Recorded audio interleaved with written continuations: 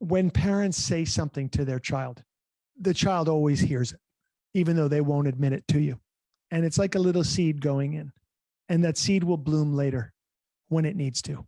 So the messages that keep going in, I care about you, I love you, it is really worth you looking at other activities than being on screens. This is going to serve you in big ways. The reason we're having this conversation is because I love you so much and I cherish the possibility of your future. These are the messages. Keep delivering those messages, but let go of any anger or any thought that it's going to bring about the outcome that you think you want right now. Just keep planting the seeds. Good things will come to pass.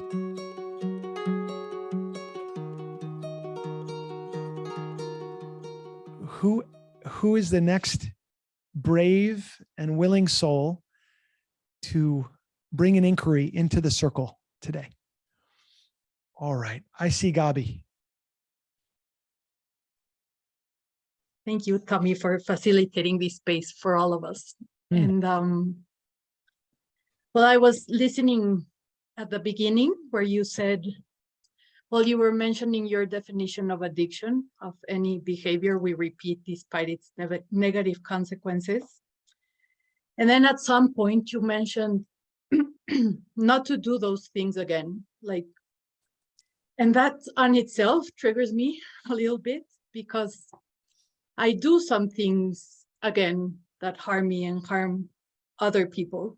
And today I want to talk specifically about the relationship with my daughter, which is a very triggering relationship. And it brings me almost every day to those behaviors that harm me, and it gets me out of consciousness. And sometimes I'm not compassionate towards myself when I fall into these behaviors, which then brings another layer of unconsciousness, because I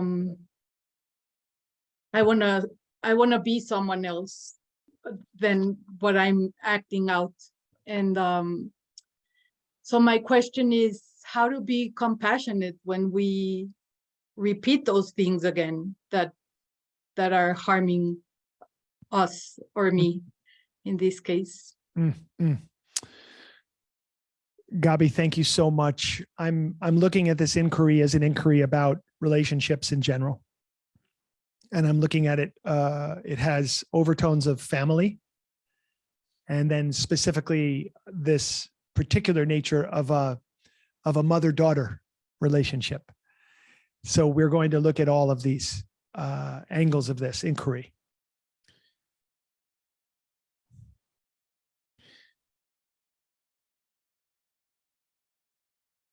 We're in a contentious relationship, human beings. The nature of that relationship is flesh and spirit. So we are human in physical form, and we can relate to that. All of us can relate to that. We can just touch our body. I'm here in physical form. Then there's mind, and there's breath, and there's spirit that runs through us, and the spirit that is all around us. And we are part of that. We are that also. So we have the human part of us and we have the spirit part of us. And the human and the spirit aspects of us can often be in a contentious relationship. Spirit is boundless. Spirit is timeless. Physical, flesh, neither boundless nor timeless. We are born physically. We are not born spiritually. So there's this immediate difference in experience that our spirit, our soul, if you will, has when it's in a human body. Because of this, our relationships with others take on both the hue of us being a human and also the spiritual aspect. In your inquiry, you said, I lack compassion for myself when I repeat these behavior dynamics between me and my daughter. the truth of you, the truth of you, the depth of you, the spiritual aspect of you is watching the human aspect of you get caught in these dynamics, in this relationship. From the spiritual perspective, the deeper, wiser aspect of you can see, oh, this is not my best foot forward. I would like to behave differently. I would like to react differently. I would like to be different than I am in these situations. And as you go through those situations, you're brought to kind of like a precipice. You're brought to this great cliff. And being on that cliff causes you to ask a question like this. So all of your suffering has brought about in your heart a desire to resolve this issue. As impossible as what I'm about to say is to fully grasp, you are not wrong. You are not right. Your daughter is not wrong. She is not right. You see things as you are. Your daughter sees things as she is. And those two perspectives can conflict. What is the root of the conflict? Expectation, power, usually something to do with control. Why are you not the way I would desire you to be? Either if you're speaking to yourself or to your daughter. And then your daughter has a reaction also. Why are you not the way I want you to be? And two people who are in that conflict of why are you not? Or why are you something I don't want you to be? Either way, we're living in unconsciousness. These are unconscious beliefs. Eckhart Tolle writes about these in his book, A New Earth. It goes something like this. I believe something happened, but it shouldn't have. If it didn't happen, I could now be happy. I could now be comfortable. Or I believe something didn't happen, but it should have. And I'm resentful that it didn't. If it had happened, I could now be happy.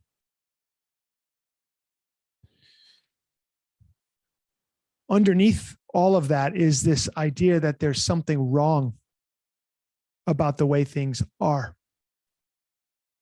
And so the relationship in the moment with your daughter is not based on what's going on in the here and the now, but it's based upon a number of conclusions in your memory and your perception of what took place and her perception of what took place, that something should have happened or shouldn't have happened.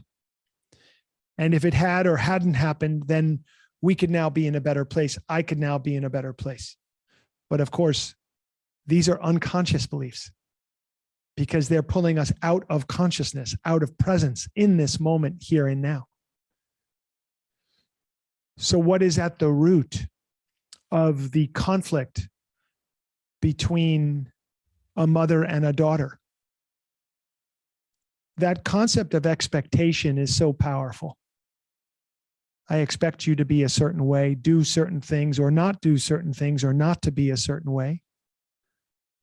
Or I expected myself to be, sometimes mothers will do this, I expected myself to be a better mother. I expected myself to show up differently than I did. I could have done a better job. And if I had done things differently than than my daughter X, Y, and Z. Also unconscious beliefs, perceptions, opinions. But these expectations create resentment. They create power dynamics between two people. How old is your daughter? 15.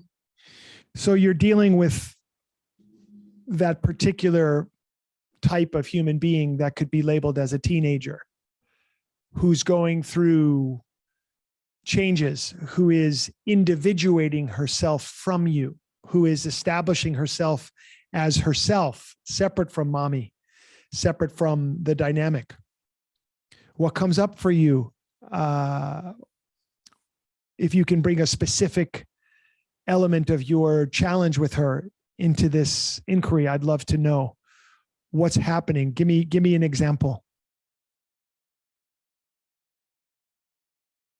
Yeah, well, every day, almost every day, I get into this struggle with her.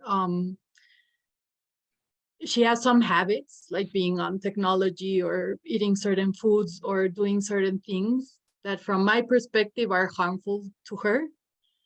So I insist every day. I just can't let go. Like just watching her like hours on the iPad or her iPhone or whatever. And then I know that causes friction. And every time I approach, every time is the same result. Like she'll bring up like resistance to whatever I'm. And she's very wise. She tells me like, Mom, if you stop it, like I'll eventually get tired of it and I'll stop. I don't know if that's true, but because I can't stop sometimes with my behaviors. But yeah, basically it's fear. And I go to the future of what this will bring to her, and so yeah, she gets tired of me, I get tired of her. Yes. It's such a powerful inquiry. And I would joke with you and say, you're the only parent who's experiencing this. You're the only parent whose 15-year-old kid is on screens too much. It's such a painful thing. Let me try to shed a little bit of light on the specific nature of what you brought up. You are a person who has identified as a person who has recovered from addiction. You've experienced addiction in your life. And so in a very real way, you're living in a home with an addict who's active. Now that's heavy, because a lot of people aren't going to say, wow, that 15-year-old is an addict. But when we spend 4, 5, 6, 7, 8 hours on a screen every day, we're changing the brain in a certain way. We're creating new neural pathways. We are absolutely shifting the nervous system and the endocrine system, and we are becoming addicted to dopamine in small doses, and we are experiencing full-blown addiction. I want every parent out there to hear this. So if you are somebody who has experienced addiction and you're in recovery from it, it would be like me living in a house with somebody who was smoking pot in my face all the time. When I used to smoke pot, and I don't do that anymore. And in fact, I've decided that it's not good for me, but there it is under my roof, right in front of my face. Like that would be unbearable and intolerable for me. Never mind the fact that it's your daughter and you want the best for her. On a purely personal basis, like what I was speaking about before, this contentious relationship between two people, never mind that it's mother-daughter, just the contentious relationship between somebody who is engaged in active addiction in the household and somebody who sees like that's not going to really lead to good places. Now, how can you sit there knowing what you know and be in acceptance of your daughter? And this has been obviously the topic of so many discussions with so many parents across the world right now who are struggling with the same issue. I think it is a very serious issue. And I think that boundaries need to be set. And a lot of parents, when I suggest that, they'll say, well, you don't know. It would be a war in our house if I tried to limit screen time, or if I tried to take the screens away from my child. It would be an absolute war. And the fact is I think it's a war worth having. I think it's a battle worth engaging. Your daughter may be correct that eventually she'll get tired of it. Maybe. But in the meantime, there's so many other things that she could be doing. So many other things that she could be engaging with, which would be to a much greater benefit for her mind and her body and her spirit. So boundaries need to be set, and then they need to be stuck to. And then there's strategy. Strategy is inspire children. Our kids need to be inspired. Everybody needs to be inspired to do something better or something different. So rather than you can't do this, getting her involved in activities that automatically place her in some activity where she's not in front of a screen. Sports, art, music, nature, yoga, breath, meditation, learning something, teaching something. Put her in a position of authority. Put her in a position where she has to be responsible for other kids, where she has to be responsible for other people. And all of a sudden you see the real truth of who somebody is. They wake up and they're like, oh my God, I have to like take care of these people. I need to be responsible. Absolutely. Getting them into service.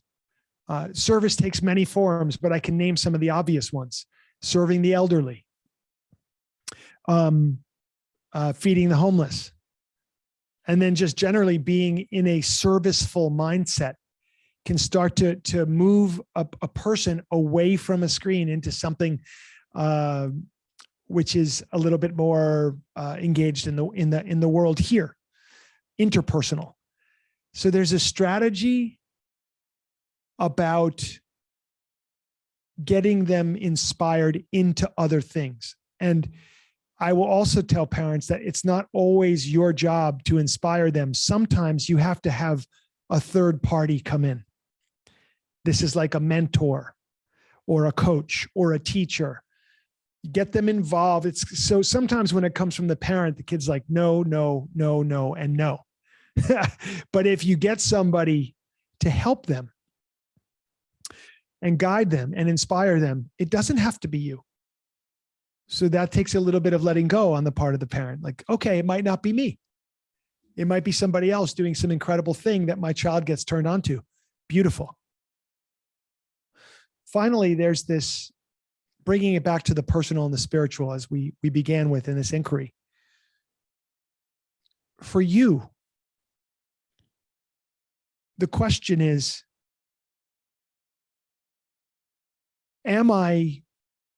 what part of this is healthy?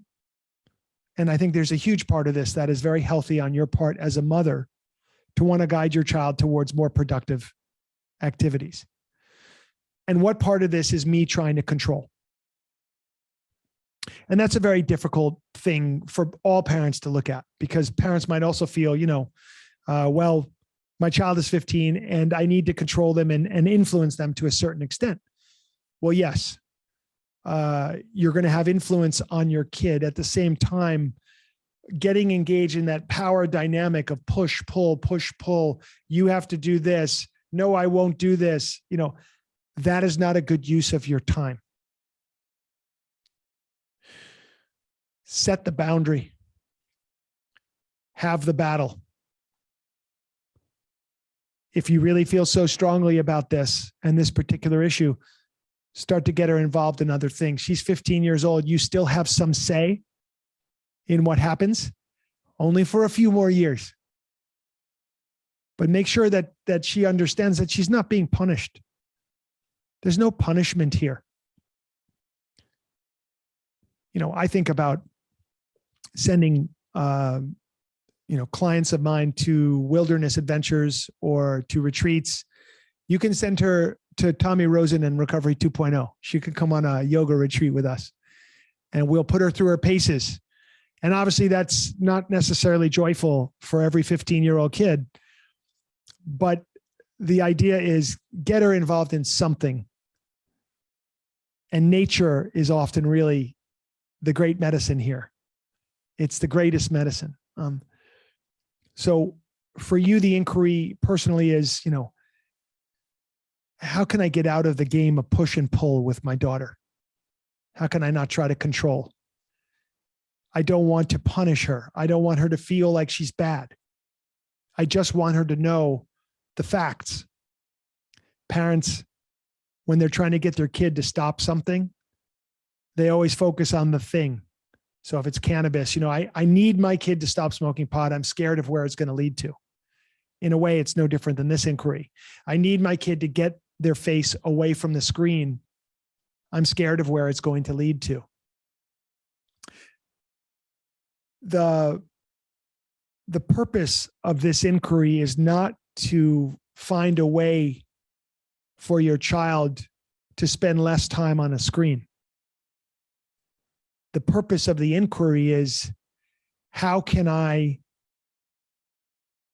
help my child to make great decisions for themselves?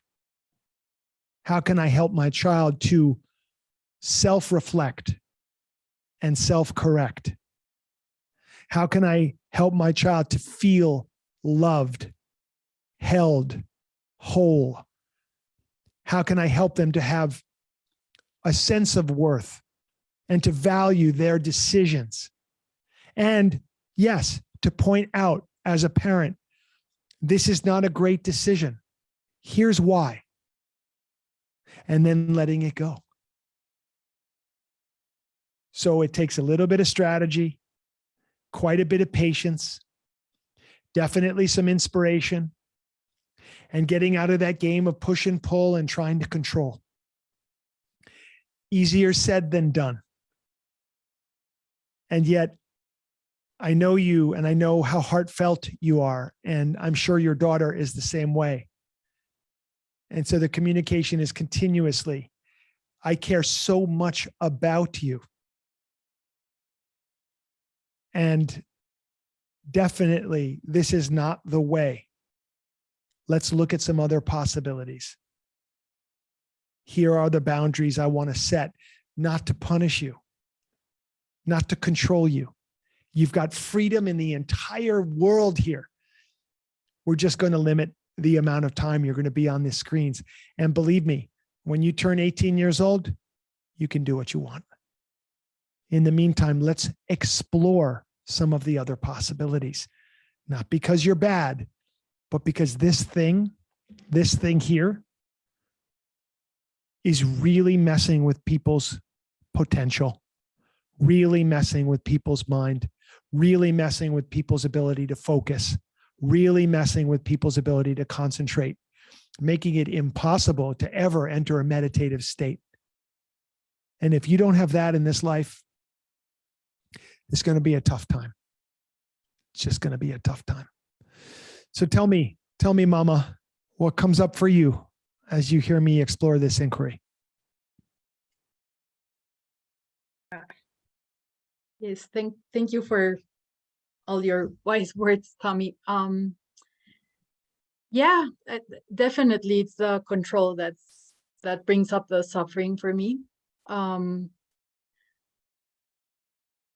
I've done everything you say. Like I've come through her with wise words and being calm and not from a reactive place. Sometimes, most of the time, I'm reactive. Yeah, she definitely rejects what I have to bring up. I brought up the theme of service and her getting out of herself and all that's being fed through media and stuff. And then the boundaries, yeah, she tells me like, hey, just take it away from me. And I'm like, yeah, but I don't want to do that. I don't want to do that with my time, my energy every day.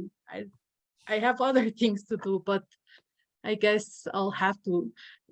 She gets passed through the technology thing where we set up the thing to block it out, and then she gets through it somehow, and I don't know the technology language, so she does whatever, and she keeps like like extending the times. So that's out of my realm. Yeah, but the letting go is the one that's hard for me, and that line of control. So it's the hardest thing to let go for a parent. And yet, your daughter she's going to be wiser and smarter than you in the computer realm. She's going to get around your things. But if she says to you, take it away from me, take it away from her and give her something else to do. Give her something else to do so she can begin to develop herself in other ways.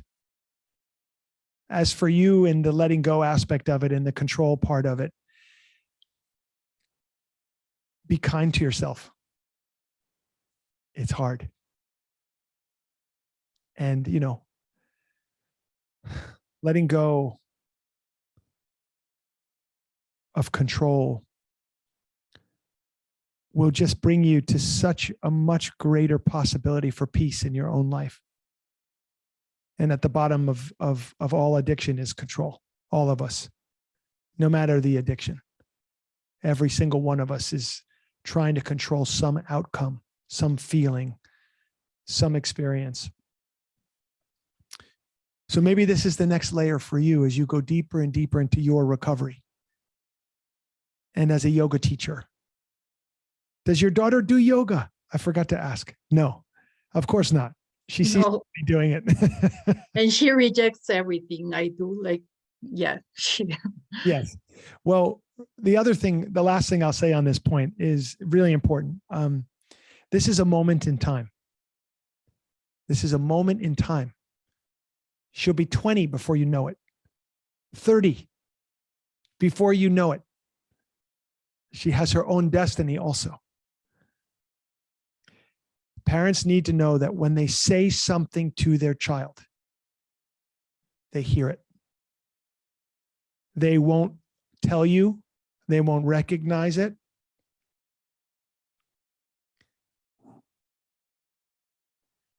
They won't tell you or. Hang on. I'm not sure I understand. Sorry, you guys. So when parents say something to their child, the child always hears it, even though they won't admit it to you.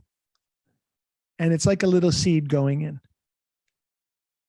And that seed will bloom later when it needs to. So the messages that keep going in, I care about you, I love you. It is really worth you looking at other activities than being on screens. This is going to serve you in big ways. The reason we're having this conversation is because I love you so much and I cherish the possibility of your future. These are the messages. Keep delivering those messages. But let go of any anger or any thought that is going to bring about the outcome that you think you want right now. Just keep planting the seeds. Good things will come to pass.